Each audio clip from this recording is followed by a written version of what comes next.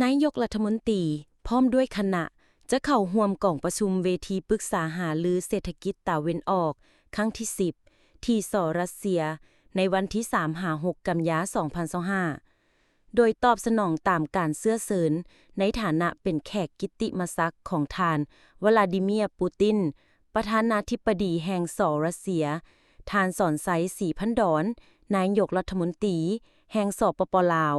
จะนำพาคณะผู้แทนลาวจากภาครัฐและภาคธุรกิจ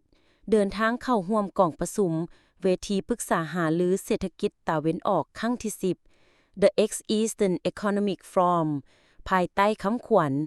ภาคพื้นตะวันออกไกลการร่วมมือเพื่อสันติภาพและความสมบูรณ์พูนสุข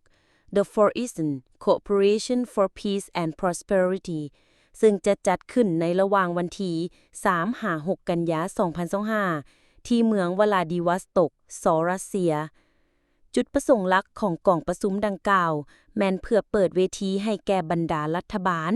นักการเมือง ภาคธุรกิจ และนักเชี่ยวชาญได้ปรึกษาหารือเกี่ยวกับการส่งเสริมการร่วมมือและการรับมือกับบรรดาสิ่งท้าทายของโลก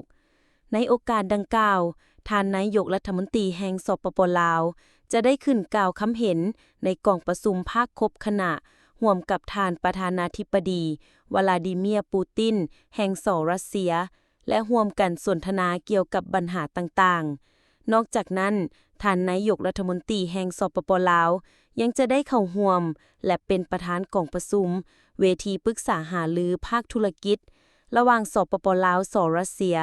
ซึ่งจะจัดขึ้นในระยะเดียวกันกับกล่องประชุมดังกล่าวเพื่อส่งเสริมการพัวพันร่วมมือ